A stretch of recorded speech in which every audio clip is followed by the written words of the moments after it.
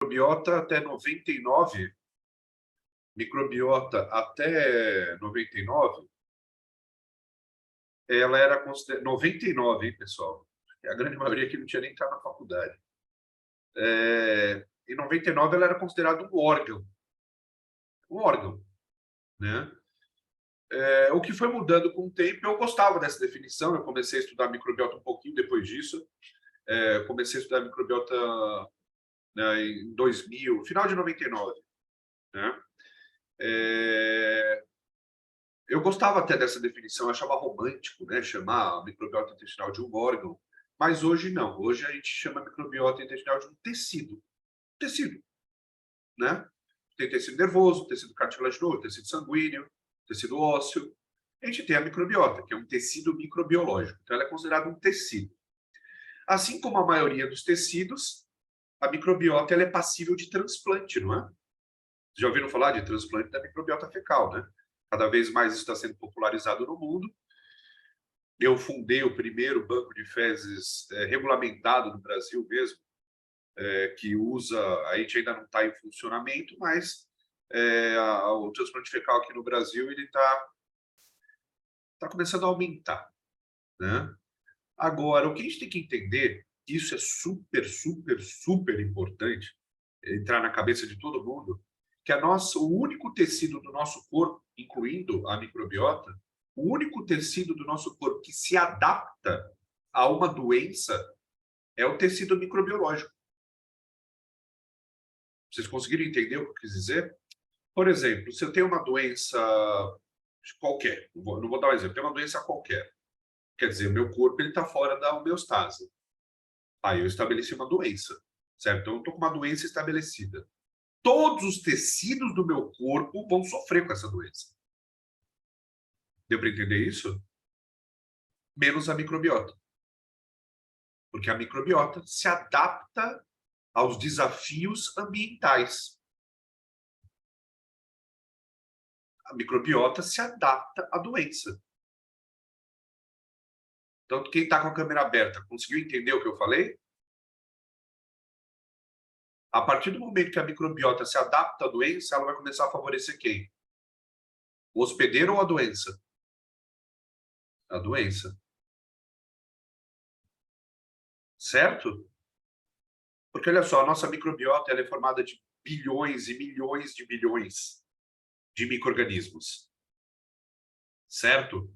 Então, quando você altera o ambiente, você aumenta a pressão ambiental na nossa microbiota, ela se adapta.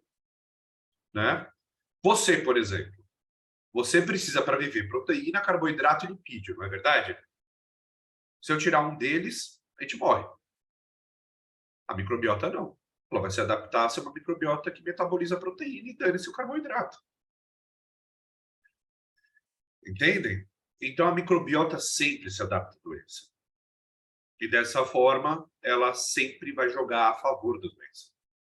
Vocês não fazem a menor ideia, ou fazem, do que a microbiota de uma pessoa com sobrepeso faz com a obesidade. Faz, por exemplo, a pessoa com obesidade sentir mais cheiro de comida. Porque ela altera o sistema endocannabinoide. Certo? Olha que loucura, né? Ela impede o intestino de liberar lipetina, aumenta a liberação de grelina pelo estômago, diminui a liberação de peptídeo Y, colicistoquinina e GLP-1.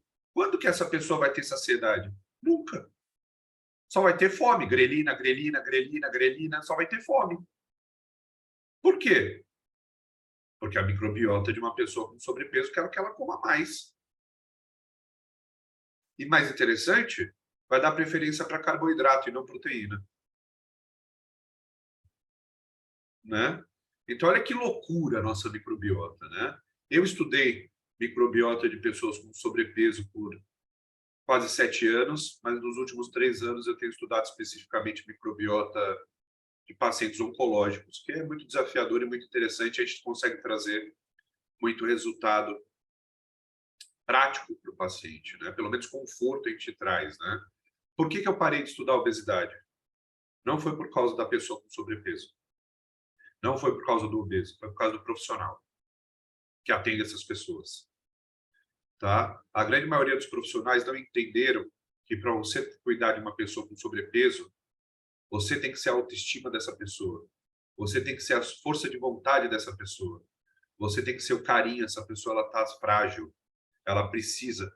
Quando um profissional não entendeu que quando você passa um hábito alimentar novo para o paciente com sobrepeso, quando você passa uma dieta, vamos dizer assim, vai, eu não gosto de falar dieta, mas quando você passa uma dieta, um plano alimentar para um paciente com obesidade, ele não segue, ele não foi pilantra, ele não foi sacana, ele está psicologicamente frágil a ponto de não seguir uma dieta, não seguir um plano alimentar, não seguir a recomendação do profissional que está atendendo ele, é uma característica da obesidade. Não, não é ele que está sendo sacana, entende? Ele nunca vai querer sair da zona de conforto dele, isso faz parte da obesidade. Então, eu percebi que os profissionais, muitos desistiam, muitos colocavam a culpa no paciente. Não, não é culpa do paciente. Toda sacanagem que a pessoa com obesidade faz parte da obesidade. Ele não está sendo sacana, ele não está sendo pilantra furando a dieta. Vocês entenderam o que eu quis dizer? Faz parte da fragilidade dele. Então, é muito difícil, às vezes, o profissional que atende a pessoa com sobrepeso entender isso. Mas uma coisa eu tenho certeza e posso garantir para vocês. A partir do momento que a pessoa com obesidade vê resultado, ele não para mais. Ele vai atrás. Ele começa a ver que a roupa está entrando, que ele começa a ficar mais bonitinho no espelho, ele vai atrás, ele não para mais. Mas até lá, você tem que ter bastante paciência, o que muita gente não tem. Eu falo assim, para tratar pessoas com obesidade, você tem que ter muita paciência, certo? Mas eu estudava mais cirurgia bariátrica, não mais o obeso, né? E uma coisa eu posso dizer para vocês, já para eu abrir minha aula aqui, que já está aberta, funcionar em algum lugar aqui. Eu deveria, pelo menos, estou vendo que fechou. Uma vez, eu conheço um neurocientista alemão, ele estudou obesidade por 5 anos. Na verdade, ele entrava na consulta, ele é neurocientista, ele ficava escondidinho lá no canto, na consulta do médico e na consulta do nutricionista, só anotando o comportamento da pessoa com obesidade. Ele não falava nada. Em 5 anos, ele passou por mais de 1.000 consultas, né? Aí eu fui numa feira em Geneve e encontrei ele, e, obviamente, a gente foi tomar um chopp. Isso já faz um certo tempo. Aí ele chegou para mim e falou: Runa, terminei meus estudos. Eu falei: é mesmo? Chama seu Helmut, né? Eu falei: seu Helmut, o que o senhor descobriu? Eu descobri o seguinte: o que mata o obeso é a obesidade. Eu falei: uau, que descoberta, né? O que mata o obeso é a obesidade. Ele falou: mas a obesidade não é o maior problema do obeso. É o que mata ele, mas não é o maior problema dele. O maior problema dele é o que levou ele à obesidade. Enquanto isso não for tratado, você nunca vai curar o obeso. Falta de autoestima, problema familiar, pais e mães obesos, problemas de resolução tipo sexual. Deu para entender, pessoal? Infelizmente, a obesidade, ela é, na minha opinião, muito mal caracterizada, porque ela é classificada como síndrome metabólica, não é? A obesidade é uma síndrome metabólica. Mas, na minha opinião, hein, pessoal, síndrome metabólica é uma consequência da obesidade. É uma consequência da não aceitação de problemas metabólicos que a criança, o cara arrasta a vida inteira, problemas da escola. Então, a obesidade ela deveria ser considerada um problema comportamental que leva a uma síndrome metabólica. E enquanto você não cuidar desse problema comportamental, você não cuida do obeso. Cirurgia bariátrica. Eu já vi a pessoa acordar e ir no McDonald's, pegar o número 1 do McDonald's, bater no liquidificador e tomar. Com a Coca. Se isso não é um problema comportamental, eu não sei o que é.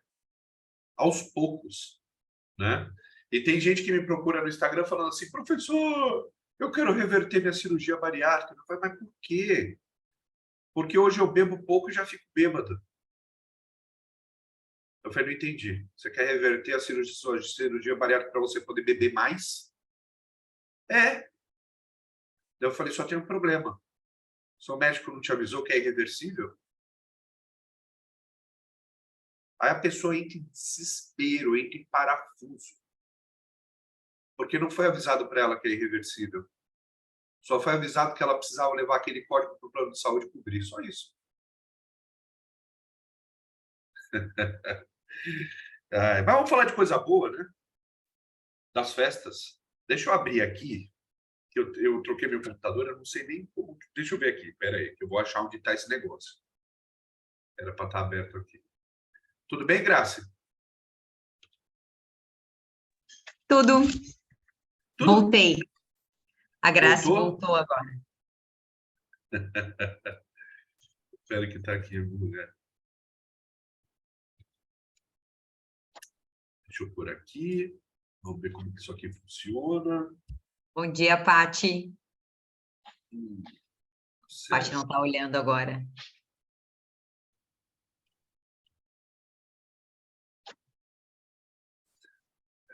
Eu não estou usando o PowerPoint, mas acho que vocês estão vendo a telinha, né? Sim. Fala um pouquinho, então, dessa festa da microbiota, depois a gente vai passar para coisas que tem a ver, mas não tem nada a ver. Tá, vou falar um pouquinho de processo digestivo, acho que é muito interessante para vocês. Até que horas que a gente tem, Graça? A gente tem até as 10 horas. Então vai dar tempo tranquilo. Tá? Bom, pessoal, quando a gente fala da festa da microbiota, obviamente que a gente está falando aí do período do dia 24, mais ou menos, até o dia 3. Inclusive, tem artigo científico que testou a microbiota nesse período. Quando a gente quer fazer um artigo, ou algum estudo para testar a microbiota durante esse período das festas, a gente começa realmente entre dia 23 e 24 e vai mais ou menos até dia 2, dia 3. Lembrando que a maioria desses artigos científicos não são feitos no Brasil. Ou são feitos na Europa ou são feitos nos Estados Unidos, certo? As férias de final de ano na Europa e nos Estados Unidos são mais curtas, né? Principalmente nos Estados Unidos. As nossas férias de verão, né, que é o que a gente chama, que a gente está passando agora, são 2 meses de férias praticamente. Nós não, né? Eu não tenho férias, mas a grande maioria de vocês também não. Mas os nossos filhos têm, né? E isso também impacta na nossa microbiota, tá? Nos Estados Unidos era o período do meio do ano, né? Junho e julho, só para lembrar que existe essa diferença, tá? Aqui eu vou colocar alguns achados científicos, mas lembrando, a gente tem filho. Para quem aqui que tem filho? Não sei, quem está com a câmera aberta que tem filho? E mora com vocês, certo? Ou já, não, né? Da Antônia já saiu de casa, já... Sorte a sua, tá? É muito legal tê-los e muito legal desfazê-los. Eu estou no tê-los ainda, graças a Deus, tá? Mas quando a gente mora com nossos filhos e eles entram nessas férias de final de ano, a nossa vida ela fica razoavelmente turbulenta, né? Porque além de a gente ter que se preocupar com todo o nosso trabalho, a gente tem que se preocupar com o nosso filho e a gente, porra, tá sacanagem, meu filho não pode ficar parado em casa, minha filha não pode ficar parada em casa durante as férias, tem que curtir, né? Mas tem uma fase da vida, até chegar um pouco na meada da adolescência, que não tem jeito, ele vai passar com a gente, porque ele não vai sair viajando por aí, ainda não tem autonomia, né? Nesse período, pessoal, a nossa microbiota dá uma desandada, independentemente do nosso hábito alimentar. A nossa microbiota dá uma desandada por causa do aumento da ansiedade e do estresse. E aí, independente de você estar fazendo uma dieta extremamente rica em frutas, verduras, leguminosas, raízes, formalmente plant-based, né? A sua microbiota tende a desandar.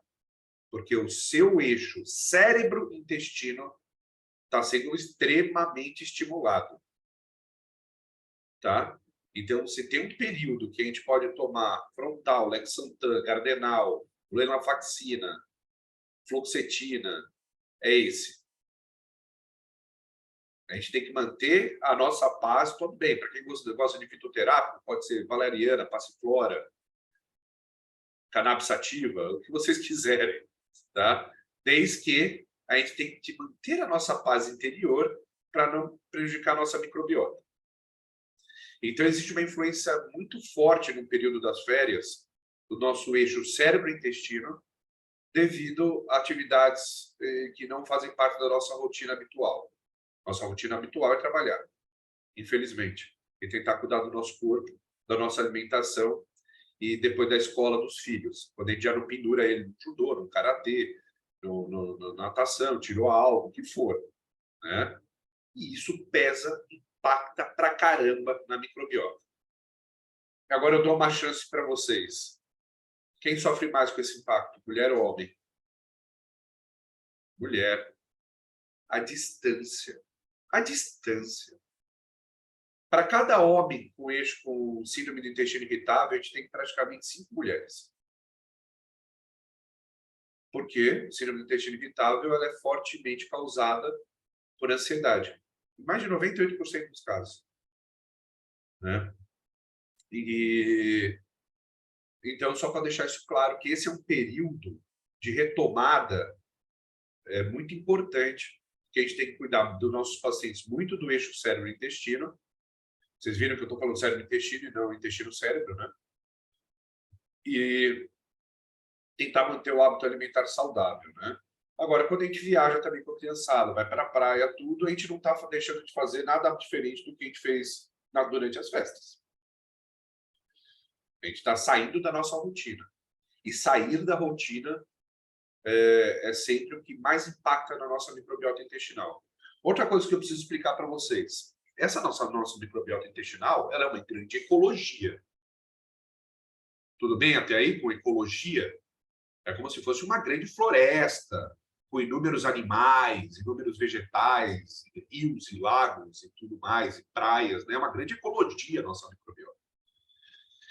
Sempre que você tenta alterar a microbiota residente, eu não estou te falando que a microbiota é boa ou ruim, sempre que você tenta alterar a microbiota que está na situação, ou seja, você coloca uma microbiota que é oposição, esses micróbios vão entrar em conflito. E eles não vão deixar barato. Nenhum micróbio quer perder o espaço que ele conquistou dentro do seu intestino. Então, se você tem uma dieta saudável e você altera a sua dieta, mesmo que você tenha uma dieta saudável, olha que interessante que eu vou mostrar para você, falar para vocês. Você tem uma dieta saudável, está alimentando determinado grupo de bactérias. E você altera essa dieta para outro tipo de dieta também saudável, você vai provocar outro grupo de bactérias, certo? E aquele grupo que estava sendo alimentado com a dieta saudável anterior não vai deixar barato. Vai querer competir por espaço com esse grupo novo que está surgindo. Então, olha só, mesmo alterando de uma saudável para outra, a gente pode ter distensão abdominal, a gente pode sim ter um pouquinho de diarreia e intestino preso, porque toda alteração da microbiota, da situação para oposição, né, ou da situação para uma nova situação, gera desconforto abdominal. Isso falando isso é microbiologia, né? Eles estão competindo entre si. Isso falando de uma dieta saudável para outra dieta saudável. Agora, imagina de uma dieta saudável para uma dieta não tão saudável, que é a do final do ano ou que é a das férias, né? Que não é nem saudável para o intestino, é muito menos saudável para o bolso, né? Tá? Então, sempre que eu puder recomendar, vai viajar, alugou uma casa, vai ficar para o hotel, leva seu kit salve microbiota, né? Ou sempre tenha em mãos frutas, verduras, leguminosas, raízes, polifenóis nem se fala, nem se fala. Hoje, polifenol, né, flavonoides, né? Polifenol é dividido, se eu não me engano, em antocianinas e flavonoides. Né? Isso depende do seu peso molecular. Antocianinas, alto peso molecular, flavonoide, baixo peso molecular. Hoje, tudo isso é considerado pré-biótico, vocês sabiam? Hoje, tudo isso é pré-biótico. O pré-biótico deixou de ser fibra solúvel em 2014. Tá? Mas os flavonoides ele tem um efeito um pouquinho mais específico e muito legal. Então, é uma coisa que você pode carregar com você. A Purifarma ela tem um flavonoide, que é a pioxina, que tem um alto impacto na microbiota intestinal de forma positiva. Né? O geraniol, ele tem um efeito que a gente chama de efeito duobiótico. Vocês podem anotar que isso é termo científico, tá? Efeito duobiótico, tá? Diferente da fibra solúvel. Fibra solúvel hoje na ciência a gente já não chama tanto mais de fibra solúvel, viu, pessoal? Vocês vão ver em artigo científico, vocês não vão ver mais como soluble fiber. Vocês vão ver como M de Maria, A de amor, C de casa. Microbiota accessible carbohydrate. Carboidratos acessíveis para microbiota. Esse é o termo que o pessoal utiliza hoje em artigos científicos para fibra solúvel. Certo? Tudo bem? Para quem está com a câmera aberta. Os MECs, que é o que eu acabei de falar, eles estimulam o crescimento de bactérias boas. Os polifenóis, os flavonoides, estimulam o crescimento de bactérias boas e diminuem o crescimento de bactérias ruins. Efeito duobiótico. E o geraniol tem esse efeito. Curcumina tem esse efeito. Na verdade, praticamente todos os polifenóis têm esse efeito duobiótico. Então, deixo a dica aí. E a bioxina, certamente, ela é da Purifarma, ela é um desses polifenóis mais tecnológicos que existem, tá? Mas, conforme a gente for andando aqui, eu vou falar depois de dois ativos da Puri que são fundamentais para a gente se recuperar um pouco dessas festas de finais de ano e principalmente, assim, quando eu falo recuperar, a gente também pode dar um suporte durante esse período de férias para a nossa microbiota, né? Existe sim um MEC extremamente interessante para isso, uma fibra solúvel, extremamente interessante para isso, que em baixa concentração, tomada todos os dias, você consegue dar um suporte muito interessante, principalmente para bactérias do gênero do filo Firmicutes, principalmente lactobactérias, tá? Vocês vão perceber que nessas fases de férias, principalmente no final de ano, a gente tem um aumento muito evidente de bacteroidetes. Por que aumenta muito o bacteroidete? Porque bacteroidete degrada carboidrato, a grande maioria deles. Tá? E a gente vai chegar nesse ponto. Então, uma das coisas que a gente tem que se preocupar também... Espera aí. Que a gente também tem que se preocupar é da festa que a microbiota faz na nossa boca durante esse período de férias. Eu não nem comecei a falar de microbiota intestinal. Deu para ver? Aliás, não deixa de ser, né? Porque a nossa microbiota bucal faz parte do sistema gastrointestinal e muita contribuição do duodeno, da microbiota do nosso duodeno, vem da boca. Tá? Durante esse período de férias, esse excesso de carboidrato, principalmente de carboidrato, e às vezes, infelizmente, uma diminuição da nossa higiene bucal, nós adultos raramente não passamos por isso, mas a criançada, ela acorda e quer brincar. E esquece ali, ela escova o dente, que, pelo amor de Deus, ela escovou que nem... não escovou, praticamente, né? Pessoal, escovar o dente é importante. Escovar a língua, a bochecha e o céu da boca é muito mais. Alguém já explicou isso para vocês? Então, a partir de hoje, vocês vão pensar dessa forma para quem já não sabia disso, tá? No dente não tem nem um centésimo de bactéria que tem na língua e no céu da boca. Então, é ali que a gente tem que ficar escovando toda hora para remover parte dessa microbiota residual, tá? Então, nessa época, a gente tem que se preocupar muito com a microbiota bucal. Primeiro porque a microbiota bucal, quando transloca, é um inferno. Para adulto, a chance de ter problemas cardíacos é enormes, mas hoje a microbiota bucal está diretamente relacionada a processos inflamatórios, envolvendo pâncreas, envolvendo fígado. A microbiota bucal está diretamente relacionada a câncer de pâncreas e câncer de fígado. Não é a microbiota do intestino, é a microbiota da boca, tá? Isso sem falar, finalzinho do ano passado, olha que loucura. A gente resolveu estudar a placa de aterosclerose. Certo? Placa de aterosclerose, todo mundo está familiarizado? Tá. A gente resolveu estudar. Pegamos essas placas e começamos a ver se tinha bactéria ali. E o que a gente descobriu? Microbiota na placa de aterosclerose, que foi denominada como microbiota vascular. Prestem atenção. Microbiota vascular não é microbiota circulante. É microbiota aderida ao vaso. Entenderam? e que, muito provavelmente, essa microbiota associada à placa de aterosclerose é uma das responsáveis pela manutenção e crescimento da placa de aterosclerose. Sabe de onde que ela vem? Da boca. Essa microbiota vem da boca. Está amamentando? Olha só, se você está amamentando, a microbiota da glândula mamária, ela vem da boca e vem do intestino. Certo? Então, a gente tem que se preocupar muito com a microbiota da boca e para quem ainda não viu, não estudou isso, a microbiota da boca de uma pessoa com sobrepeso ou com obesidade, vocês perceberam que eu falo sobrepeso ou com obesidade, eu não chamo mais de obeso? Tá? Eu acho isso um absurdo, na minha opinião. Isso é um mimimi que não deveria acontecer. Obeso, asmático, você não pode mais chamar assim. Tem que ser com obesidade ou com asma. Tá? E por que eu acho isso? Primeiro, que uma pessoa com obesidade é uma pessoa obesa. Tá? Segundo, que eu tive uma orientanda no final do ano passado que o artigo dela não foi aceito na revista internacional porque ela colocou obeso e não com obesidade. Tá? E deixando claro uma coisa para vocês. Se existisse obesidade saudável, ela não teria CID, Cadastro Internacional de Doença.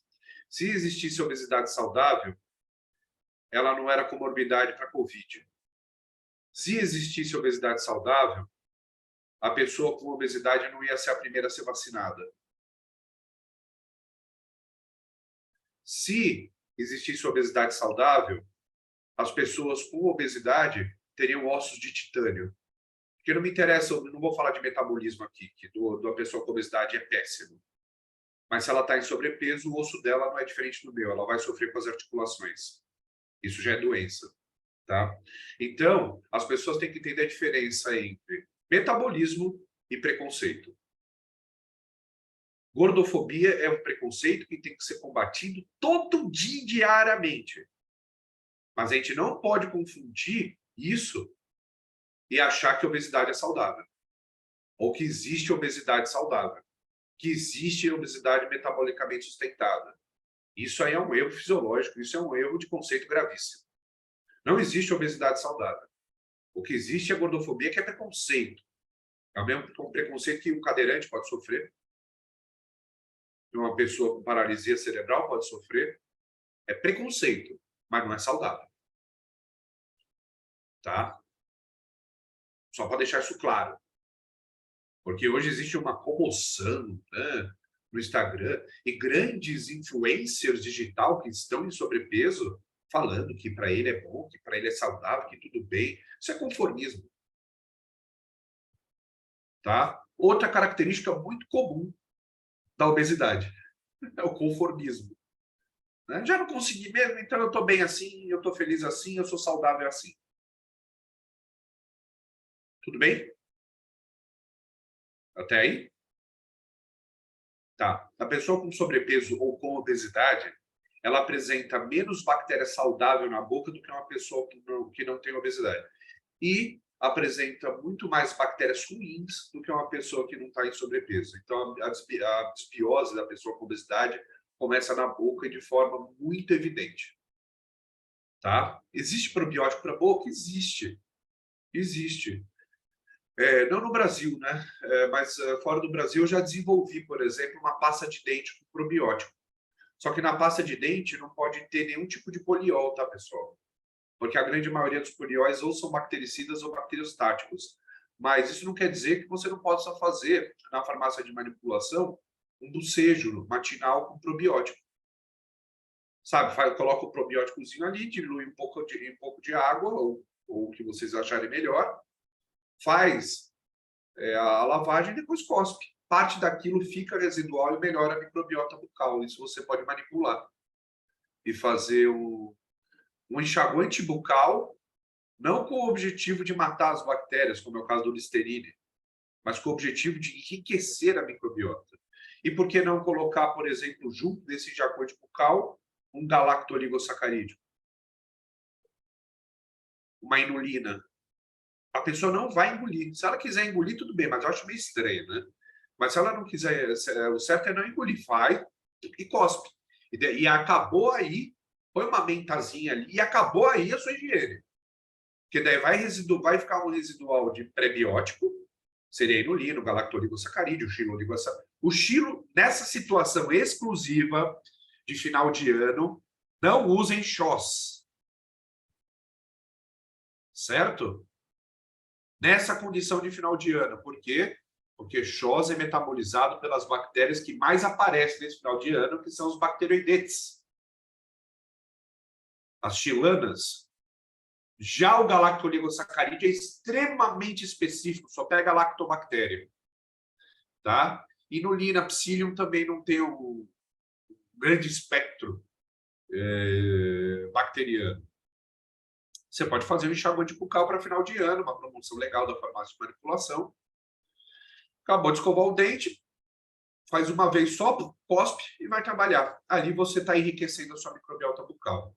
Tanto das crianças, tanto dos adultos que estão com as crianças, e para pessoas em obesidade e sobrepeso, até ele emagrecer. Tá? E pouca gente se fala sobre enxaguante bucal com probiótico, mas a microbiota da boca, ela entrou em evidência não faz um ano, pessoal. Um ano e meio, no máximo. Né? E a gente começou a estudar muito fortemente a microbiota da boca devido ao câncer, né? Eu estou estudando câncer, vai fazer 3 anos agora, existe uma relação muito forte, volto a dizer para vocês, entre microbiota da boca e câncer de pâncreas. Olha como que eles chamam isso lá nos Estados Unidos, de tanto que eles já estudam, né? E na Europa também. Holiday Gut Syndrome. Síndrome intestinal dos feriados, das festas. Né? Então tá aí, ó, achando alívio do desconforto digestivo das festas, né? Então, ainda é muito pouco estudado isso, mas cada vez mais a gente está ampliando o nosso conhecimento dessa época, então a gente chama isso de Holiday Gut Syndrome. Isso não é só as festas de finais de ano, tudo feriado prolongado pode causar esse tipo de síndrome, né? A gente pode até chamar em português, ainda não existe esse termo em português, a gente pode inventar esse termo hoje, se vocês quiserem a gente pode inventar hoje, né? Mas a gente pode chamar de síndrome intestinal dos feriados. O que vocês acham? Bonito, né? Dá para fazer um e-book, né? Síndrome, viu, Grace? Tá? Dá para fazer um e-book, tá? Da síndrome intestinal dos feriados. Fica a dica aí, tá? A Grace é a e-book girl, né?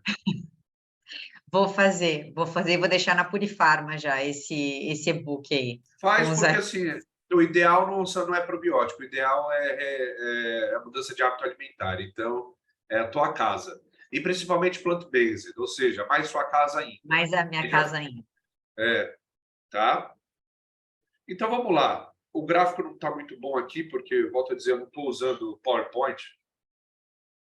O Windows resolveu cobrar licença e eu fiquei sem, né? Então hoje eu vou ter que comprar o Office. Tá? Olha que interessante aqui. Ele compara, né, a nossa ingesta de carboidrato, proteína, gordura e álcool antes e depois do período do final de ano, né? Quando a gente olha, a gente vê que proteína ela subiu bastante, a gente vê que carboidrato subiu bastante, gordura subiu bastante, mas obviamente o carboidrato é o que mais chama atenção. Uma outra coisa é que quase duplicou a energia, né? A gente fala assim, quase duplicou a ingestão calórica. O que, invariavelmente, você vai transformar em gordura se você não correr 10.000 vezes mais do que você corria antes. Né? Então, e outra coisa, né? A gente aumenta a nossa ingestão calórica e diminui exercício físico durante essa fase. Então, a chance de você ter um ganho de peso na forma de gordura, né? Não é na forma de músculo, é enorme. Normalmente é o que acontece, né? Você volta das festas sem caber na calça, certo?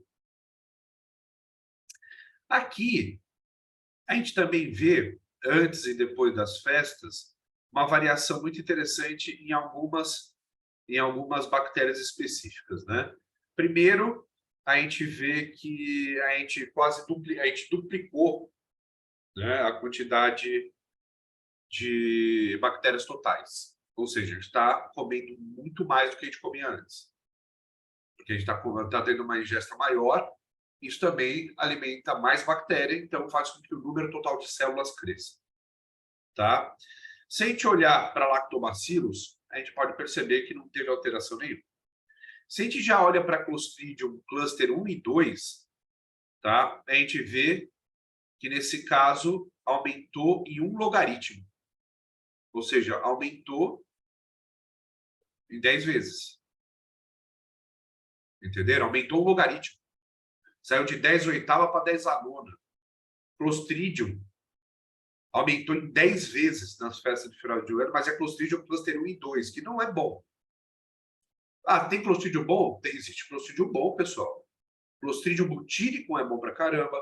Clostridium cluster 9, cluster 14A são clostridios fundamentais.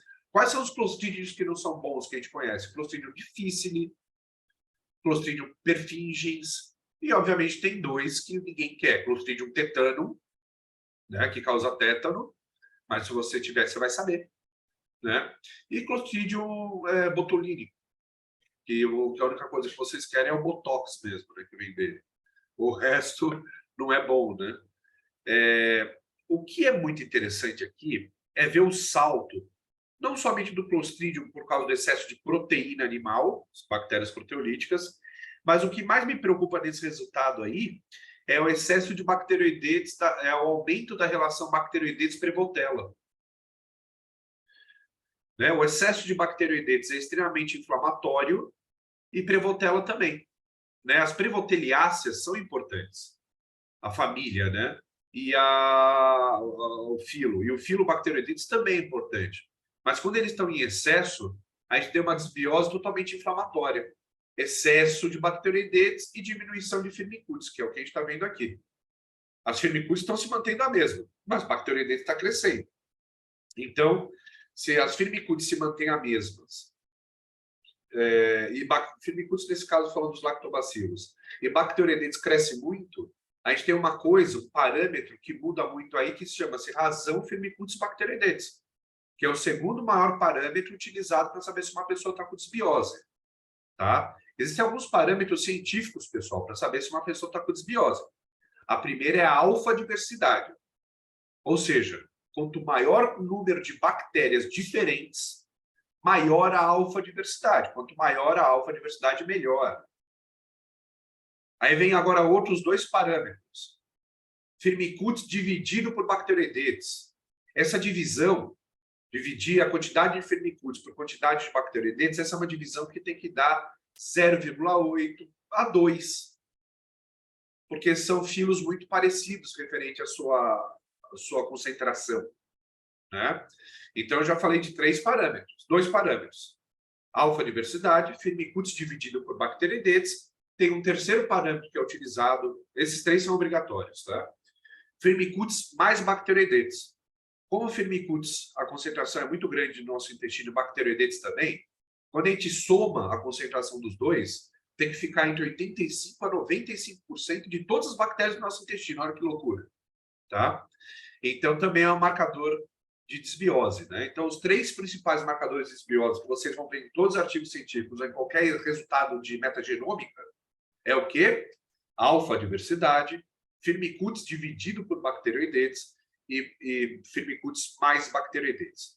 Existe um quarto parâmetro que já está sendo agora colocado como diretriz, que é a concentração ou quantidade de proteobactérias, bactérias proteolíticas. Porque a gente sabe o quê? Um pouquinho de bactéria proteolítica a gente tem que ter. Até mesmo porque elas digerem e degradam a proteína. Tá? Só que a gente sabe que o excesso de bactéria proteolítica é prejudicial para a saúde. Sabe mais ou menos quantas porcentagens de brasileiro tem excesso de bactéria proteolítica? Mais de 70%. Porque aqui no Brasil, além de a gente ter uma dieta ocidental rica em industrializado, em produtos processados e fast food, a gente tem uma dieta pseudocarnívora no Brasil. O indivíduo aqui no Brasil come proteína animal no café da manhã, no lanche, no almoço, no lanche, na janta, no lanche, até dormindo o cara come proteína animal. Porque aqui a gente tem a cultura do boi, aqui comer carne vermelha é sucesso financeiro, ter carne na mesa. A gente tem até um nome, né, para proteína na hora do almoço, que a gente chama de mistura. Cadê a mistura? Né? A pessoa reclama, não tem mistura! Né? Então, aqui no Brasil, a gente tem o hábito de comer carne vermelha, carne e proteína animal em todas as refeições. Né? Aí eu tenho que ouvir ainda aquele... Mas tem aquele cara lá, do Netflix e do Instagram, que vive só de carne vermelha e tem um shape maravilhoso. Primeiro que aqui não, é uma farsa. É uma farsa. Para quem conhece esse cara, semana passada saiu a farsa dele. Ele gasta 30 mil reais em anabolizante todo mês. E o que ele falava? Ele falava que aquilo era efeito da dieta carnívora dele. Ele é chamado de liver guy, ou liver boy, cara fígado. O homem fígado. Porque ele aparece na internet comendo fígado, mordendo fígado, e o pessoal fala, não, aquele cara vive só de proteína animal. Primeiro que se ele vive só de proteína animal, ele é um ponto fora da curva. Tá? Segundo, já mostrou que é fake. Porque o cara toma anabolizante até sair pelas tampas. Então, até quanto que ele vive só de proteína animal mesmo? Tá? Então, a gente tem esse excesso de proteína animal no Brasil e desbiose por bactéria proteolítica é uma coisa muito comum aqui e não é à toa que a gente é o rei de câncer de intestino, né? O Brasil, ele apresenta um alto índice dos tipos de câncer. O mais comum no Brasil é o câncer coloretal. Obviamente, depois do câncer de mama, né? Que é o mais comum no planeta. Tá? Tudo bem até aí? Tá dando para entender que as festas de final de ano começam a dar uma chacoalhada na nossa microbiota intestinal, né? Vamos continuar aqui. E esse, então? Esse artigo eu postei quando saiu, e aí as pessoas começaram a postar. Eu postei no ano que saiu esse artigo. Ixi, era só um minutinho, pessoal. Alguém acordou. Oh, meu Deus do céu. Olha a cara da indivídua. Oh, meu Deus. Espera um pouquinho. Cá? A Sâmia está aqui no meu colo, viu? Apagadinha aqui. Né? Dá para acreditar? Eu sou fértil. E por incrível que pareça. Ó, quer dar bom dia para o pessoal descabelada? Ó, mostra que você tem rosto, não tem só cabelo. Espera um pouquinho. Ela acabou de acordar, pessoal. Ó, essa é a Sâmia.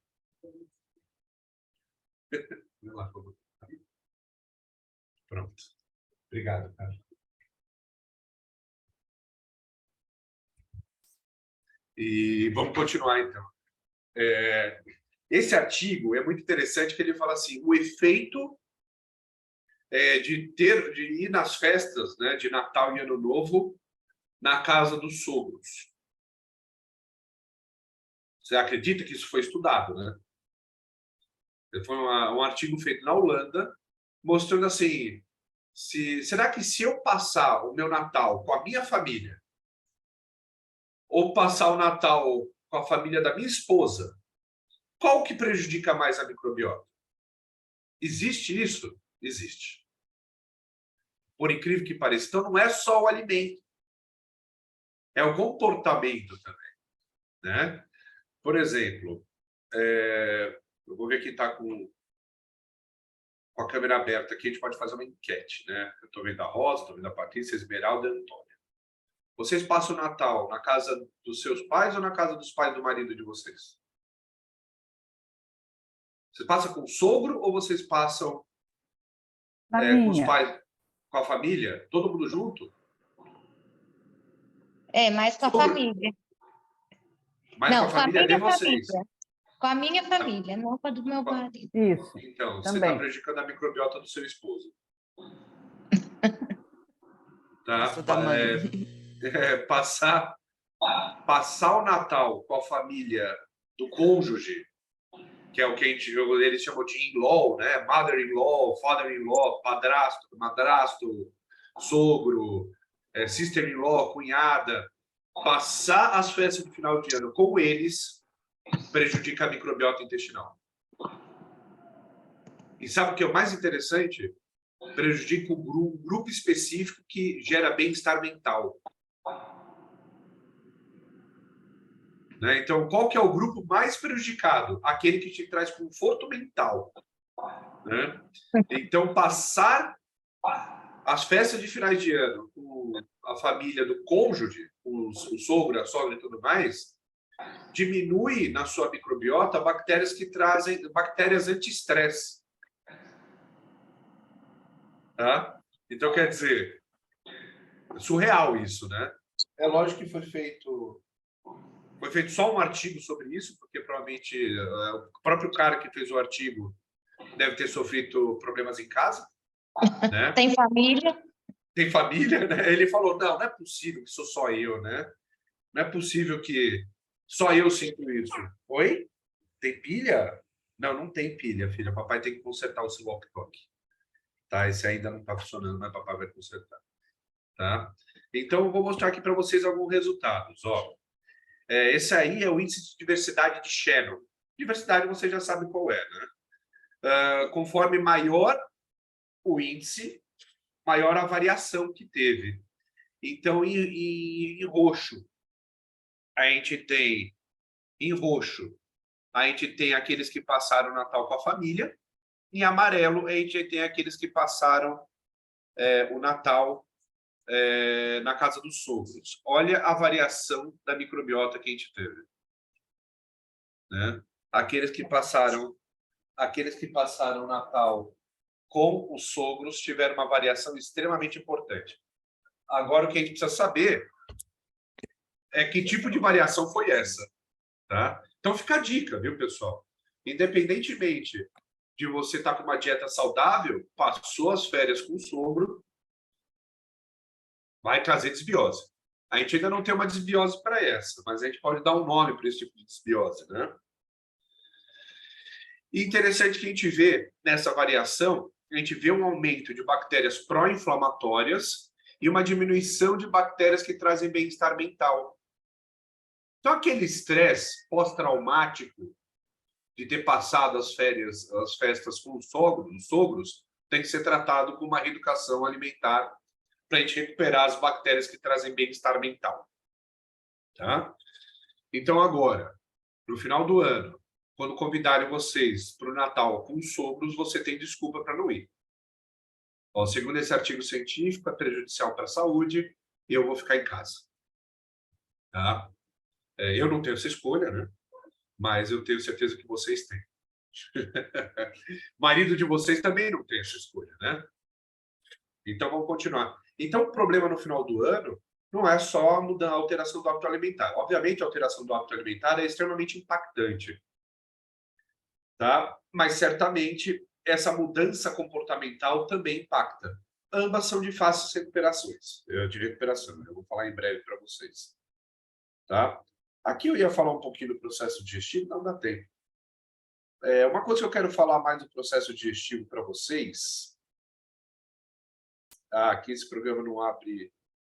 Aqui vai ficar melhor. Tá? Vocês sabiam que. Bom, o nosso processo digestivo, o que é digestão, né?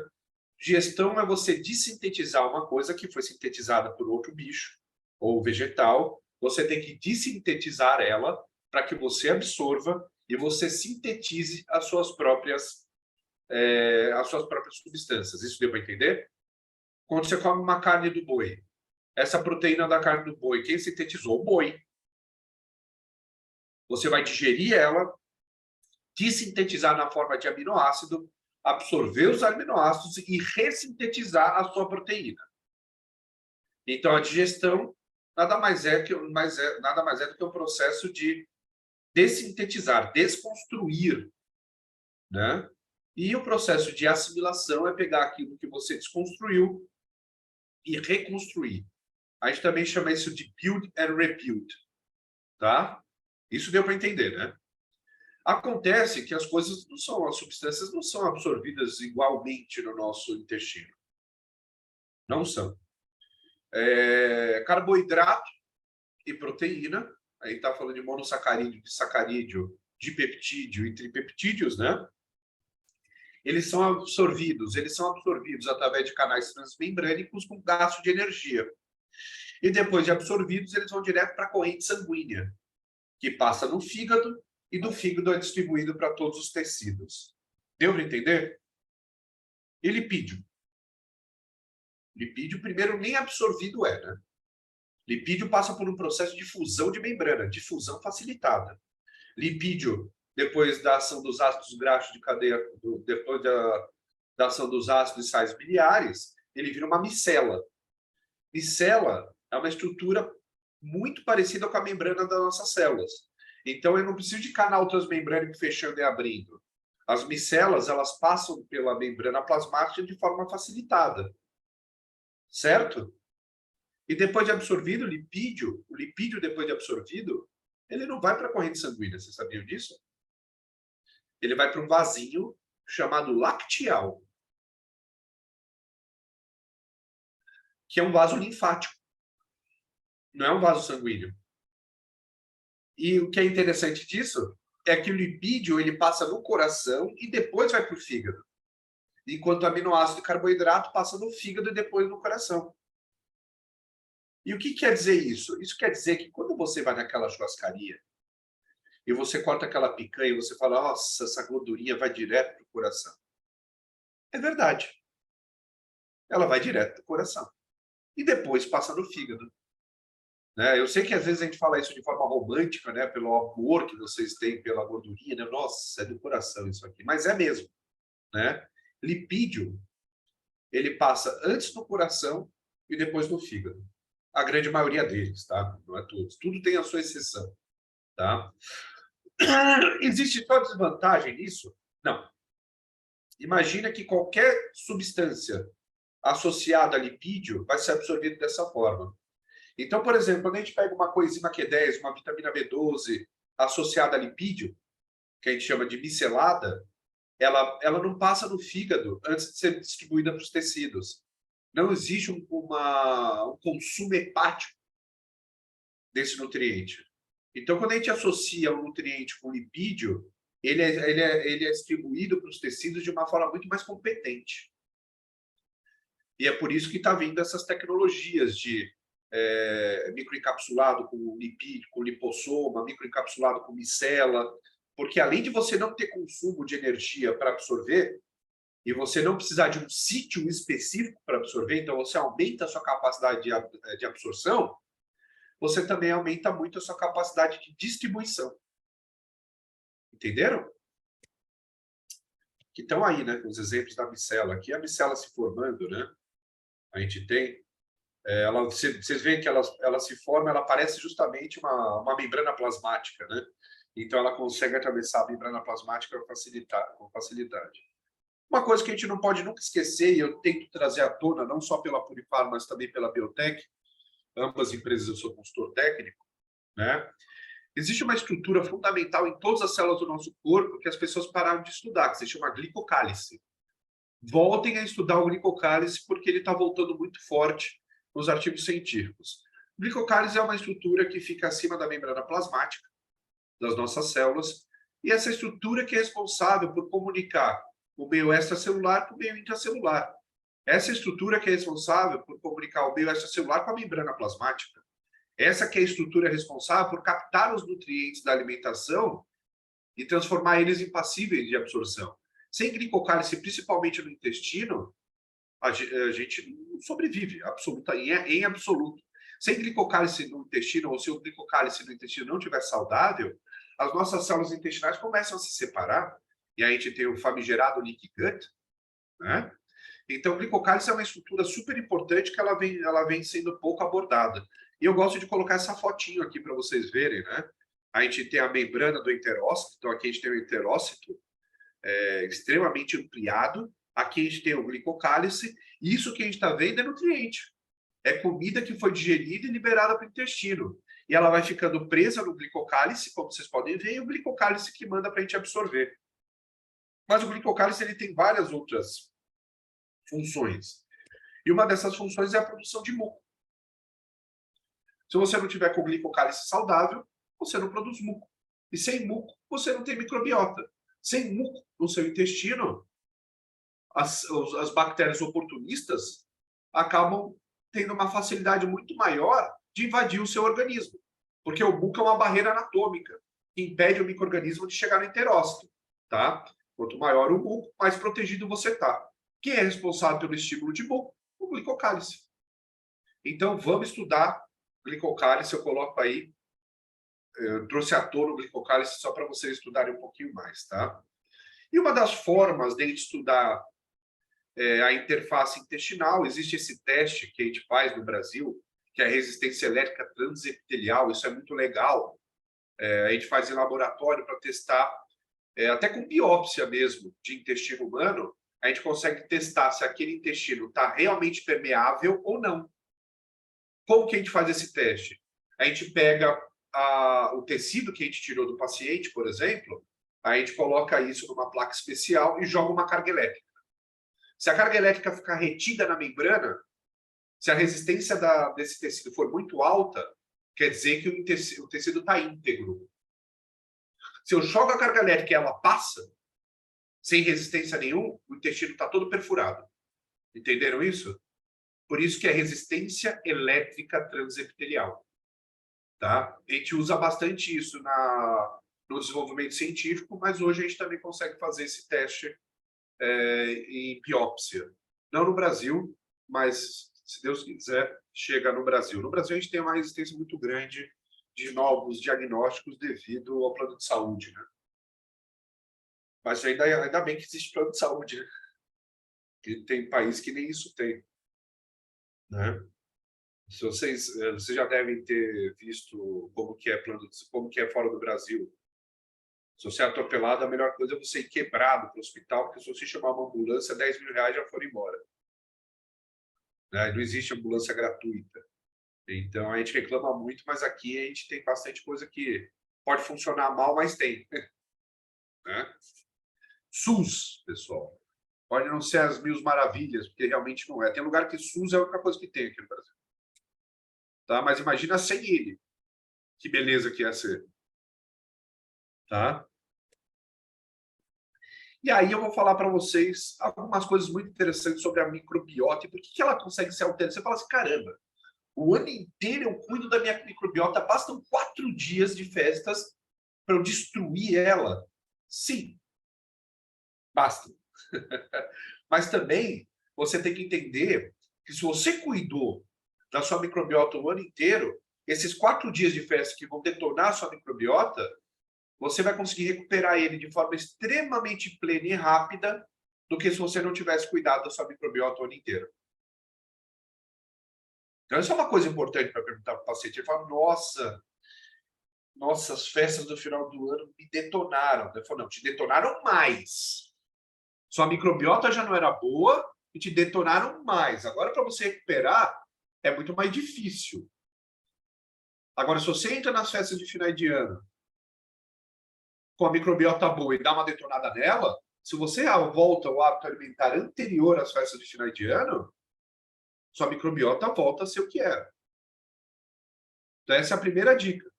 Se você tem um hábito alimentar saudável e detona ele, se você volta ao hábito alimentar saudável, a sua microbiota volta ao normal. Certo? Agora, se você já entrou nas festas do final do ano com a microbiota não saudável, é muito mais difícil de recuperar. Deu para entender isso? Tá? Agora, por que a nossa microbiota ela muda tão rápido? Porque, olha só, a nossa microbiota não é feita só de bactérias, a nossa microbiota é feita de vírus, fungos, protozoários, arqueias, vermes, entre outras coisas. Tá? E vamos falar dos micro-organismos em si. Fungos e bactérias, que realmente são os mais abundantes no nosso intestino. Vírus também, mas vírus, por não ser autônomo, né, não entra nessa conta que eu vou falar para vocês. Olha só. As bactérias que usam oxigênio no meu intestino demoram 24 horas para se multiplicar. As bactérias que não usam oxigênio ou usam pouquíssimo oxigênio, ou seja, microaerófila, usa pouco oxigênio. Anaeróbica, não usa oxigênio. E as aeróbicas usam oxigênio. As bactérias aeróbicas, elas demoram 24 horas para se multiplicar. As microaerófilas e anaeróbicas, 48 horas. Os fungos, 72 horas. Ou seja, de 3 a 4 dias que você mudou o seu hábito alimentar, você já alterou boa parte da sua microbiota intestinal. Vocês conseguiram entender isso? Se você altera o hábito alimentar, em 3 a 4 dias você altera a microbiota intestinal. O difícil não é alterar a microbiota intestinal, pessoal. O difícil é manter alterado. Isso que é difícil. Alterar a microbiota intestinal, em 4 dias você altera. Se você tem um hábito alimentar ruim, se você alterar para um hábito alimentar saudável, em 4 dias você alterou sua microbiota intestinal. Obviamente, volto a dizer o que eu disse no começo da aula. Vai ter uma guerra interna. A sua microbiota que estava lá vai brigar com a microbiota nova que está crescendo. Então, vai trazer desconforto. Por isso que o uso de probiótico também traz desconforto. Tá?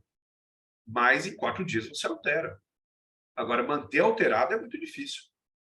Então, basta poucos dias. Em um dia você altera. Para quem tem um hábito alimentar super regular, super saudável, mais plant-based, você chega e vai num churrasco no domingo. Você vai no churrasco. Dia inteiro comendo proteína animal, coisa que você não faz. No dia seguinte você está péssimo. No dia seguinte você está péssimo. O odor fecal está de chamar a defesa civil, né? De limpar o filtro do ar-condicionado. Você não aguenta nem você sozinho ficar no próprio banheiro. Por quê? Porque você alterou sua microbiota em coisa de 24 horas. Agora, para a gente ter uma alteração super ampla da nossa microbiota, isso pode acontecer em até 4 dias. Tá? E lembrando, né, nas minhas aulas eu coloco esse slide aí, e eu deixo claro que esse é o slide mais importante. Eu tenho uma pós-graduação de 14 meses. Lato sensu, né? Eu tenho uma de intestino. São 14 meses só de intestino. E eu falo que esse slide é o slide mais importante de toda a pós-graduação. Né? Vocês conhecem isso aí que está na tela, não conhecem? Meio de cultura, não é? Para quem é farmacêutico, viu muito disso. Para quem é nutricionista, viu isso em Wuhan. Em microbiologia de alimentos, não é? Aí eu pergunto para você. Em uma amostra de fezes do mesmo paciente, nasce tudo isso aí de bactéria que vocês estão vendo. A mesma amostra de fezes. É isso que eu quero que vocês entendam. Faz assim com a cabeça, quem entendeu. Sim, beleza. Ou faz o joinha, né? Que é a nossa comunicação universal, é o joinha, tá? Eu peguei a mesma paciente, a mesma amostra de fezes e coloquei nesse meio de cultura aí, tudo que vocês estão vendo. Aí eu pergunto para vocês. Por que nesse meio de cultura nasceu Escherichia coli e não nasceu Lactobacillus? E por que nesse meio de cultura aqui de baixo nasceu Lactobacillus e não nasceu Escherichia coli? Sendo que é a mesma amostra. Por quê? Pelo próprio princípio do meio de cultura, não é? Olha só. Nesse meio de cultura aqui, tem comida. Tem comida para Escherichia coli, mas não tem comida para Lactobacillus. Não vai nascer Lactobacillus, vocês concordam? Nesse meio de cultura para baixo, tem comida para Lactobacillus, mas não tem comida para Escherichia coli. Não vai nascer Escherichia coli. Até aí vocês entenderam? Esse é o princípio do meio de cultura, não é? Beleza. Então, como Hipócrates diria, faça do seu alimento seu medicamento, não é isso que ele falava? E eu vou falar outra coisa para vocês. Faça do seu alimento seu meio de cultura. Nenhuma bactéria vai nascer no seu corpo se não tiver comida para ela. Se você tiver um meio de cultura rico em proteína, você vai alimentar a bactéria que come carboidrato? Nunca! Nunca! Se você tiver um meio de cultura rico em carboidrato, você vai alimentar a bactéria que come proteína? Nunca! Então, pessoal, põe na cabeça o seguinte. O hábito alimentar sempre é e sempre será o soberano para a microbiota intestinal, na conduta da microbiota. Você nunca, em hipótese alguma, vai resolver um problema de intestino com probiótico. Nunca. E quem está falando isso para você é um cara que tem uma fábrica de probiótico. Porque eu tenho uma fábrica de probiótico que tem a função. Lá eu faço probiótico e lá eu desenvolvo novas bactérias. Tá? Mas aqui no Brasil, a gente acha que o probiótico resolve tudo. Traz um amor perdido, tem um problema espiritual, queda de cabelo, 2 centímetros de pinto. O probiótico não faz isso, pessoal. Tá? Você quer resolver intestino, o probiótico ajuda. Mas o hábito alimentar, ele sempre vai ser soberano. Porque o hábito alimentar é ser meio de cultura. E a única coisa que tem acesso a toda a sua microbiota é o meio de cultura. Tá? E dentro do hábito alimentar também entra a suplementação de fibras, tá? Então, quando a gente fala de fibras, não, de pré-bióticos, né? O pré-biótico hoje não é só fibra. Pré-biótico é tudo que alimenta a bactéria boa. Né? Tudo que alimenta a bactéria boa dentro de você é pré-biótico. Certo? Então, hoje, os artigos científicos, isso já está super consolidado, né? Para alterar a microbiota intestinal de alguém, é alterar o meio de cultura, que é o hábito alimentar, associado ou não com a administração de prebióticos. Prebiótico ele tem um efeito muito mais amplo no seu intestino do que probiótico, é extremamente pontual. Deu para entender? E a Purifarma tem como exclusividade, na minha opinião, o melhor prebiótico que existe, que é o galactoligosacarídeo, o GOS. Para quem cuida de criança que deveria estar mamando, mas não está mamando por algum motivo, ela está na fórmula, não está? Fórmula, a criança toma de 8 a 12 vezes por dia. Só que olha só, o leite materno, ele é riquíssimo em 2 substâncias que não tem nas fórmulas. Olha que coisa estranha, né? Quais são essas 2 substâncias? O oligosacarídeo do leite materno, que é o galactoligosacarídeo, é o GOS, e lactoferrina. 30% do leite materno quando o bebê nasce é lactoferrina. Tá? Então, o que eu recomendo para vocês? Tem paciente que está dando leitinho para criança, fórmula, em uma dessas 12 tomadas por dia, em uma só, você vai colocar lá 1 grama de GOS e 50 miligramas de lactoferrina. Em uma dessas tomadas, pessoal. Para dar uma mimetizada ao leite materno, que tem essas 2 substâncias que são as mais importantes. Tá? Vamos continuar. Todo mundo entendeu o meio de cultura aqui na tela? Agora vocês entenderam por que ele é o mais importante da pós-graduação? Para as pessoas não acharem que probiótico resolve intestino. Que probiótico não resolve absolutamente nada no intestino. Aí o pessoal assim, professor, me passa um protocolo de probiótico para paciente com paralisia cerebral, mas que anda. Eu falei, caramba! Que específico, né? Já tentou alterar o hábito alimentar dele? Não. Não, queridão. Eu não tenho o que posso fazer para você. Até mesmo porque, olha só, o seu intestino está rico em bactéria que come proteína. Você não para de comer proteína e toma um probiótico que não usa proteína, usa carboidrato. Esse probiótico vai crescer? Não. De onde que ele vai tirar o carboidrato que ele precisa para crescer? Do mundo espiritual? Ele vai fazer um download, né? Vai entrar no SciHub e fazer um download do carboidrato. Não, né, pessoal? O probiótico também precisa de comida para crescer.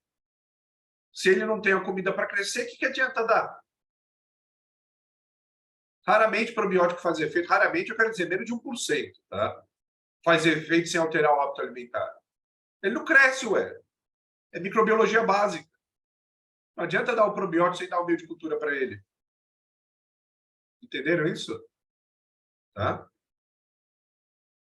Expossoma é uma coisa muito importante, né? Que é tudo aquilo que o homem está inserido e quando altera a microbiota também. Pessoal, expossoma é assunto de artigo científico atual, né? Então vocês precisam saber o que é expossoma para entender o artigo científico. É super fácil de entender. Por exemplo, o que é o seu expossoma pessoal? como é que é o seu hábito alimentar, se você faz atividade física, como que é o seu trabalho, se você dorme bem, se você tem vida social. Isso faz parte do seu expossoma pessoal. O que faz parte do seu expossoma externo? Se você mora em ambiente urbano ou rural, se você tem muita poluição de ar, muito sol, muita luminosidade, muito trânsito, muito barulho. E tudo isso traz resposta fisiológica. Então, por exemplo, quando a gente chega nas festas de final de ano, o que a gente alterou? A gente alterou nosso expossoma. A gente vive num determinado expossoma e durante as festas de final de ano a gente alterou nosso expossoma. Isso vai trazer resposta biológica. Né? Durante as festas das crianças, durante as férias das crianças, a gente pode até trabalhar, né? Mas quando a gente viaja com elas, tudo bem, elas vão ficar na praia e tudo mais, a gente vai continuar trabalhando, mas a gente está no nosso expossoma? Não. A gente não está no nosso expossoma. Se bem que às vezes pode até melhorar a microbiota, sair do nosso expossoma. Se o nosso expossoma for tóxico, ambiente de trabalho... Porra, eu sou paulistano, pessoal. Para andar 11 quilômetros, a gente demora 2 horas. Isso é um expossoma tóxico, vocês estão entendendo? Aí você vai trabalhar no meio do mato, vai trabalhar na praia, você até melhora. Tá? Porque você alterou o expossoma. Certo? Vocês acham que a microbiota do paulistano é igual à microbiota de quem vive em Maragogi? E eu quero a microbiota de Maragogi para mim, pô. Tá? Como diria Zé Cabaleiro, mais solitário que um paulistano. Não tem a música? Não é? Então, tanto que em São Paulo é 700% maior o índice de síndrome do intestino irritável do que em qualquer outro lugar do país. Por causa do estresse e da ansiedade que o povo vira aqui. Vocês entenderam o que é expossoma? Então, quando a gente fala das festas de final de ano, a gente está alterando o expossoma. E no caso da alimentação, não é um expossoma saudável. E isso vai trazer respostas biológicas. Você pode ser resiliente com as respostas biológicas, entendendo o que está acontecendo. Não, estou com gás, minhas festas estão mal cheirosas, mas isso é por causa das festas. Acabou as festas, vamos retomar o hábito alimentar anterior? Vamos. Aí tudo volta ao normal. Mas se você já entrou nas festas com um hábito alimentar errado, você só vai piorar. E aí, para recuperar, é muito mais difícil. Então, o que eu recomendo para vocês que atendem? Façam o pacote Vamos Entrar nas Férias para o paciente de vocês, né? E aí, 2 semanas antes, 20 dias antes das festas, vamos preparar o paciente para entrar nas festas. E aí fala assim, ó, faz o que você quiser nas festas. Só manter a atividade física. Fora isso, faz o que você quiser. E aí, quando ele volta no mês seguinte, vai ser muito mais fácil recuperar do que o paciente que não se preparou. Deu para entender? Preparem ele. Vocês vão preparar ele para ele se intoxicar. E aí, depois, para se desintoxicar. Porque, invariavelmente, ele vai se intoxicar. Então, a gente tem que trabalhar com isso. Né? Não tem o que fazer, porque ele vai se intoxicar. Ele vai deixar como secundário o hábito alimentar saudável. Na grande maioria das vezes. Né? A esposa não. A esposa é a Miss Saudabilidade, ela não para.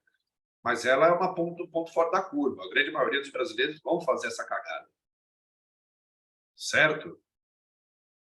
Então, você tem que amenizar os riscos, amenizar os problemas, preparando o paciente para entrar nessa fase de intoxicação com o objetivo de recuperação pós-intoxicação. Certo? Quando a gente fala qual é a melhor dieta para microbiota? Qual que é a melhor dieta também para você recuperar pós-festas? Tá? Independente de você ter entrado saudável ou não, essa é a melhor dieta. E, de qualquer forma, essa é a melhor dieta para a microbiota intestinal, desde que o paciente não apresente nenhum tipo de inflamação intestinal. Nem retocolite ulcerativa, nem mal de Crohn e nem síndrome do intestino irritável. Essa é a melhor dieta. Tá? Por que eu citei esses 3 problemas? Crohn, retocolite ulcerativa e síndrome do intestino irritável. Porque, sabidamente, em processos inflamatórios intestinais, nós temos que diminuir um pouco as substâncias fermentativas. Né? Os food maps. Food map faz bem, pessoal. Prebiótico é food map. Xiloligosacarídeo é FODMAP, galactoligosacarídeo é FODMAP, FOS é FODMAP, inulina, psyllium, tudo isso é FODMAP. A diferença é assim, a gente fala que é que nem tubarão e cação. Vocês sabem a diferença de tubarão entre tubarão e cação? Alguém sabe a diferença? Então eu explico para vocês. Quando você está comendo, é cação.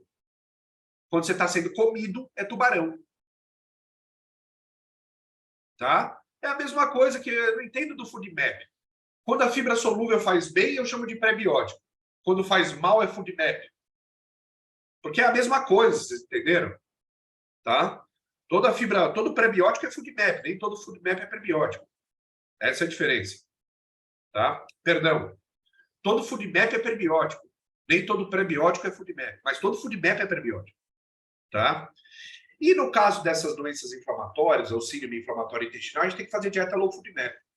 E essa dieta que eu vou mostrar para vocês, ela é riquíssima em FODMAP, que é a dieta, formalmente, alimentação integral, vocês podem anotar isso. Alimentação integral predominantemente vegetal. Essa é a melhor dieta para o intestino. O mais difícil não é fazer predominantemente vegetal. Você fazer uma dieta 95% vegetal e 5% proteína animal é fácil. Quero ver você fazer uma alimentação integral. Whole food, alimentação integral, você sabe o que é isso? Sem nenhum alimento processado. Nada. Nada. Nada de processado. Açúcar não pode ter, porque o açúcar branco é processado. Não pode ter aditivo. Não pode ter absolutamente nada processado. Essa é a melhor dieta para o intestino. Alimentação integral, predominantemente vegetal. Tá? É lógico.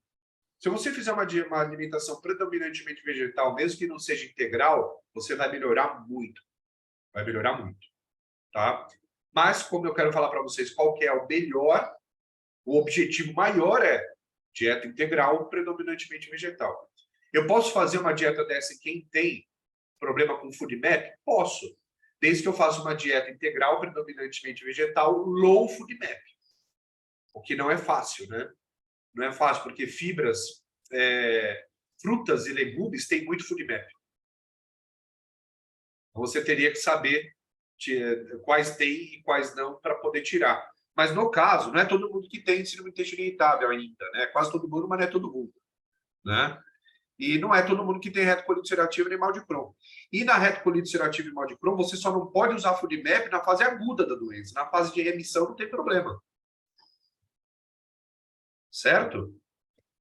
Aqui eu coloquei alguns protocolos legais para vocês. Ó. Protocolo envolvendo comida. Protocolo envolvendo comida. Tá? Então aqui a gente tem maçã, por exemplo. Maçã fresca. Estudo feito em humano. 2 maçãs via oral por dia. Acho que não tinha necessidade do cara colocar via oral, né? Ou seja, comer maçã de alguma outra forma. Deve ser razoavelmente incômodo, né? Imagina pêssego, então, deve fazer cócega, né? Então, olha só. Maçã. Maçã fresca, 2 maçãs por dia, melhora bifidobactéria e lactobacillus. Blueberry, mirtilo, blueberry. Você vai vender um rim e vai comprar 25 gramas de blueberry, né? 25 gramas de blueberry por dia durante 6 semanas aumenta só a bifidobactéria. Então, eu vou deixar esse material para vocês. Ó.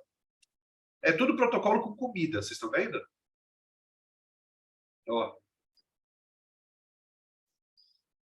E aí a Grace vai disponibilizar para vocês da forma que ela sabe fazer isso ou não. Então, eu vou mandar para ela em PDF para mandar para vocês. Esse aqui é de um artigo muito legal do Eixo Intestino-Cérebro, que mostra bem isso aqui, né? Quando você tem uma dieta predominantemente vegetal, que é o que a gente está vendo desse lado aqui, ó, predominantemente vegetal, a gente tem uma microbiota excelente, que aumenta a espessura do muco, produz interleucinas e citocinas anti-inflamatórias, que quando atingem o cérebro, a interface lá, a barreira hematocefálica, e atinge o tecido encefálico, leva a neurogênese e neuroproteção. Tá? Agora, quando a gente vem para uma dieta tipicamente ocidental, muita carne vermelha, gordura, açúcar, aditivos, né? Olha só a espessura do nosso mundo. Praticamente não tem. E outra, você vai selecionar uma microbiota péssima, porque o seu meio de cultura é péssimo. Essa microbiota péssima vai estimular seu sistema imunológico a liberar interleucinas pró-inflamatórias, que quando chega na interface lá da barreira hematocefálica, leva a neuroinflamação e neurodegeneração. Tá? Isso sem falar a quantidade de lipopolissacarídeo produzido por uma microbiota desbiótica, né? Lipopolissacarídeo é chamado de endotoxina, porque ele estimula o Toll-like receptor número 4 e ele gera inflamação em todos os tecidos, tá? Então, vocês entenderam esse gráfico aqui, não entenderam? Essa imagem? Vocês entenderam que aqui a gente tem o cérebro, certo? Barreira hematocefálica. Se eu tirar o cérebro daqui e colocar o fígado, dá na mesma. Se eu tirar o fígado daqui e colocar a pele, dá na mesma. Porque isso que causa no cérebro, causa em todos os outros tecidos. É que esse artigo foi feito do eixo intestino-cérebro. Olha a importância de você fazer uma dieta dessa. Então, qual que é a melhor estratégia para recuperar a desbiose associada às festas? Uma dieta plant-based. E eu vou falar uma coisa para vocês, né? Porque tem muita gente que critica, fala, não, a gente é carnívoro, a gente não é carnívoro. A gente não é carnívoro. A gente está muito longe de ser carnívoro. Qualquer um que fale que o nosso cliente é carnívoro não estudou anatomia comparada.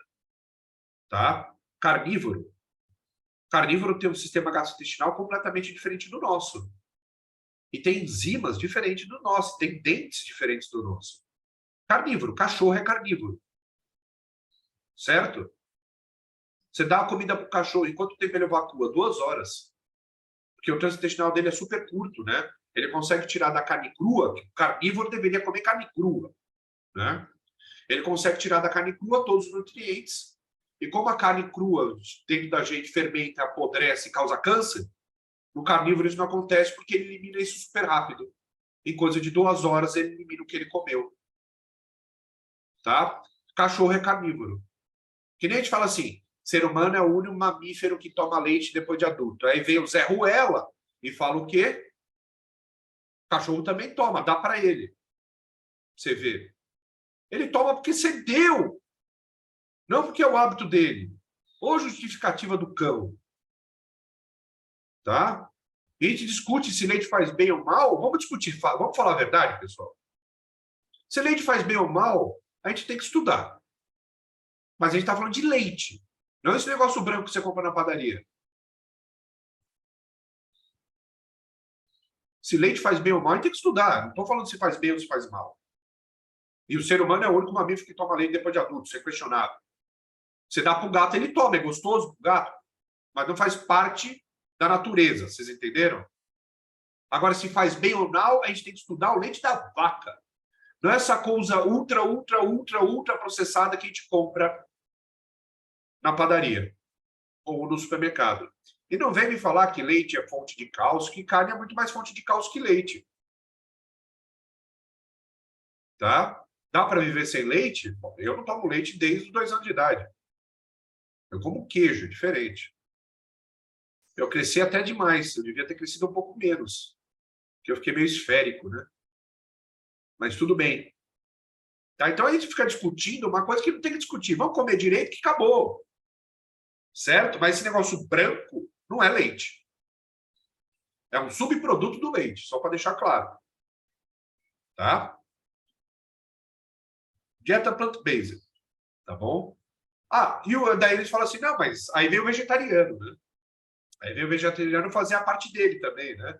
Não, porque eu sou vegetariano. Não, você é onívoro, queridão. Ele fala, não, mas eu sou herbívoro. Também não estudou anatomia comparada. Porque o herbívoro, como é o caso da cabra, ou é o caso do boi, tem um sistema gastrointestinal totalmente diferente do nosso. Nós somos onívoros. Onívoros. Nós produzimos enzima para digerir proteína animal. Para que eu produzo isso, então? Para que eu produzo tripsina? Para que eu produzo gastrina? Protease, lipase, peptidase. Eu produzo isso porque eu tenho também maquinário fisiológico para digerir proteína animal. A questão é a quantidade. Essa é a questão. É quantidade. Tá? Mas aí eu pergunto para vocês. Fora esse animalzinho mentiroso que aparece ali, o liver guy, que já foi pego na mentira, dá para eu viver 100% carnívoro? Não dá. Não dá, cara. Não dá para eu viver 100% carnívoro. Aí que vem a outra pergunta. Dá para eu viver 100% vegetal? Dá. Vegano, vegetariano. Lógico, a gente precisa repor B12. B12 é fato, é o concurso, falta B12, tem que repor. Essa é uma certeza científica que a gente tem que repor B12. Certo? Mas tem gente que vive muito bem sendo vegetariano exclusivo. Tem? Tem. Isso mostra que o nosso intestino, nosso processo digestivo está muito mais habituado a lidar com substâncias de origem vegetal do que com substâncias de origem animal. Visto que eu não consigo viver só de proteína animal. Vocês conseguiram entender essa comparação? Eu consigo viver vegetariano, mas eu não consigo viver carnívoro. Então, algum benefício ou alguma adaptação minha na dieta vegetariana existe, tá? Eu não sou vegetariano 100%, eu sou plant-based, a Graça sabe disso. Eu como pouquíssima proteína animal, 2 a 3 vezes por semana. Há quase 3 anos eu faço isso, tá? Eu tô cinza para vocês, eu pareço raquítico, eu pareço fraco. Eu tenho 1,83 m e 110 quilos. Só isso. Então, por favor, né? Vamos quebrar os paradigmas e estudar nosso sistema digestório, tá? Mas nem sempre a gente pode fazer isso. O paciente sarcopênico com câncer, eu tenho que dar proteína animal pra caramba para ele. E dane-se a microbiota, porque eu preciso salvar a vida, depois eu penso na microbiota.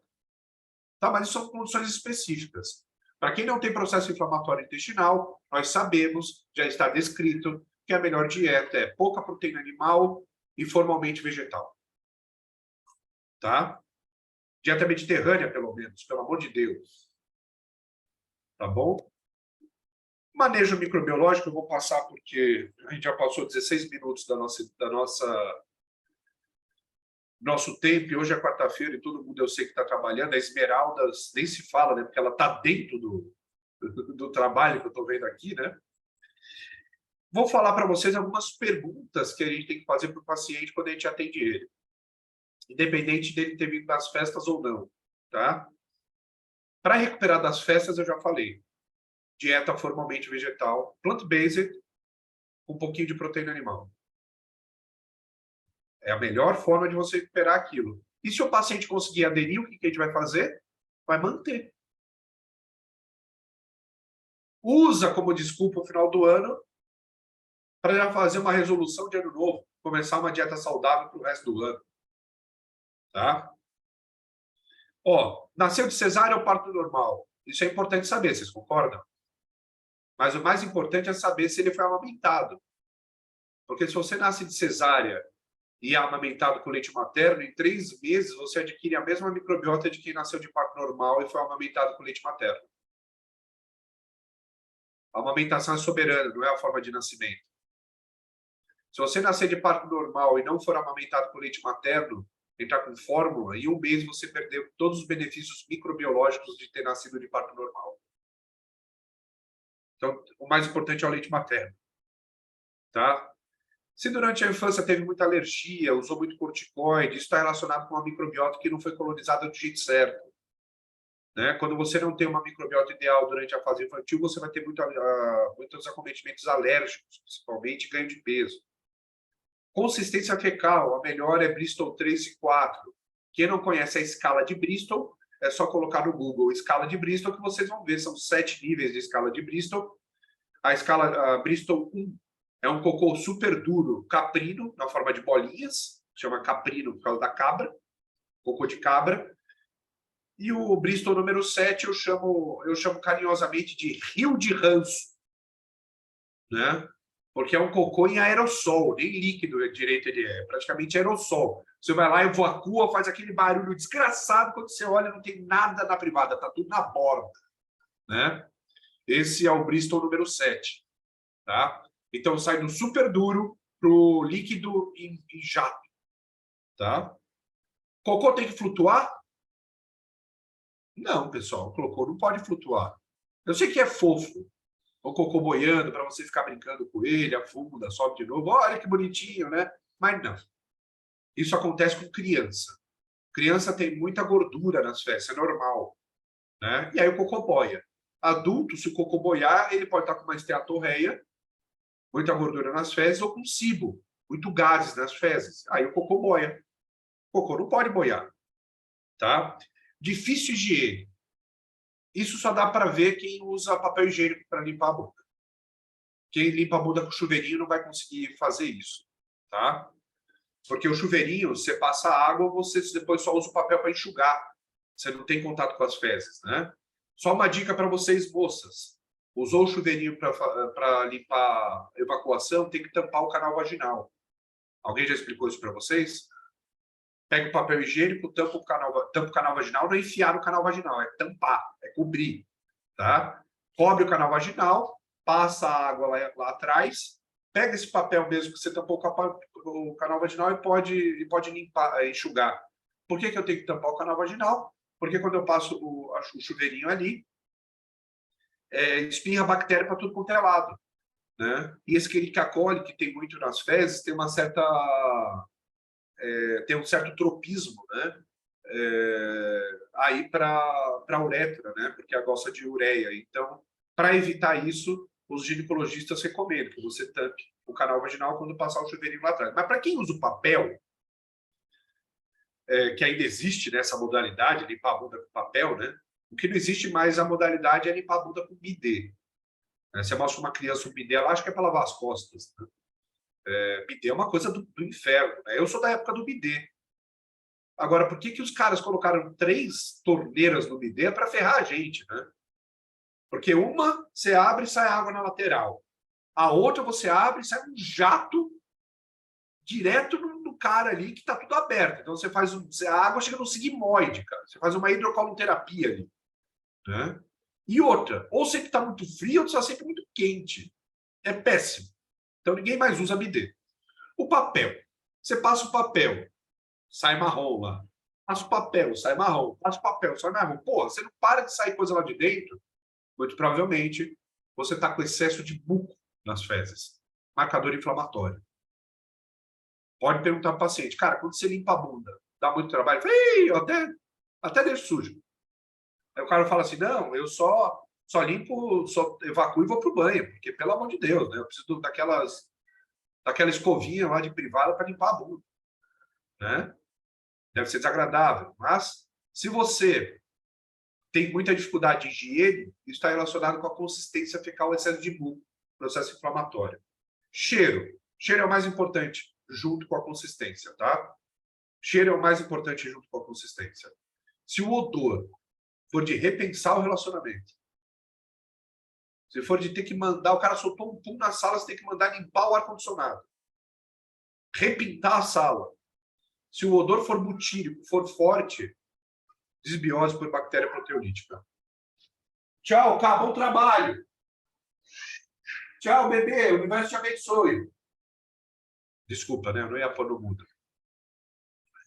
Tá? Aqui é assim. Dores alivia com evacuação. Médico. Retocolite ulcerativa, mal do côlon, síndrome do intestino irritável. Tá? Uma outra coisa muito comum da síndrome do intestino irritável é que a pessoa evacua e não se sente plena. Não parece que evacuou tudo. Certo? Bom, acho que tá bom, né, Graça? A gente pode parar, né? Na verdade, eu tinha colocado algumas coisas aqui sobre probiótico, mas isso que eu coloquei aqui, eu já falei nas duas últimas aulas da Purifarma. Grace, dá um sinal de luz, eu tô te vendo. Tô aqui. Né? Então, isso aqui a gente pode o Clube da Nutrição acontece todo mês, né? E eu sou sempre Olha, o Gilberto está aí na aula. Cadê? Gilberto.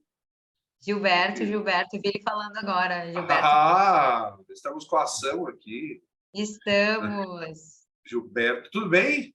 Tudo. A última vez que Estava eu vi aqui o Gilberto aprendendo. foi, acho que na Consulfarma, É verdade. né? Gilberto, pessoal, que vocês estão vendo aqui, não, acho que não é o atual presidente, né, diretor da Não. Ação Magistral, mas foi a vida É inteira. presidente emérito, é É para presidente sempre. emérito da Ação Magistral, grupo que eu tiro meu chapéu, assim, total. A gente já trabalhou junto na época. Bom, eu conheço o Gilberto desde a época da Vitafor, É. era gerente de desenvolvimento da Vitafor, onde eu podia ajudar a fazer a marca Puris, né? Que é a marca própria da ação. E assim, não é fazendo propaganda, não. Eu admiro pra caramba o Grupo Ação Magistral, porque o pessoal que sabe fazer negócio e extremamente idôneo, cara, e muito fácil de lidar, né? Então, para quem conhece o Grupo Ação, eu posso dizer para vocês que a Ação Magistral virou o que é por causa do Gilberto. Obrigado, Toda Bruno. toda a paciência e toda a resiliência que ele tem, um cara de negócio e um cara que sabe comandar mesmo. Então, ele conseguiu conquistar todo mundo, inclusive eu. Então, se alguém me pergunta, pô, que grupo que você acha que eu tenho que me associar? Ação. Ação é um grupo sério e não estou diminuindo outros grupos aqui. A Ação é o grupo que eu mais conheço, mas é um grupo sério que traz muito benefício para o associado. Pode ser criticado pelos outros grupos, mas realmente trazem resultados, fazem compra consolidada. Então, para quem tem farmácia de manipulação e quiser conhecer um pouco mais sobre a Ação Magistral, o Gilberto é o alvo, ele é o cara que manda em tudo ali, desmanda, manda a gente embora, contrata gente, é uma loucura, né? E é um sommelier de primeira, É verdade. né? Obrigado. Então, assim, sabe que eu admiro bastante o seu trabalho e obrigado por ter enaltecido a nossa aula de hoje, assim como todos vocês que participaram também enalteceram, tá? A gente volta um dia para falar sobre probiótica, que sobre probiótica eu já falei várias vezes, inclusive em aulas exclusivas da ação, né? Que não era o objetivo hoje, tá? Então, assim, recapitulando, pessoal, quando a gente entra na época das festas, a gente já tem uma síndrome causada por isso. Nós transformamos a nossa microbiota numa microbiota que não é tão favorável. Se você entra nessa época das festas com uma dieta saudável, que você já vem acompanhando durante um mês, para você recuperar o estrago que as festas fazem, é muito melhor. A melhor forma de fazer isso é com uma dieta predominantemente vegetal, com um pouco de proteína animal. E o uso, certamente, de carboidratos acessíveis para a microbiota, que são fibras solúveis como GOS, XOS, como eu disse para vocês, neste caso, não entra, porque as evidências são de crescimento bacteriano de bacteroidetes, XOS. Bacteroidetes adora XOS, a gente não quer crescer bacteroidetes, tá?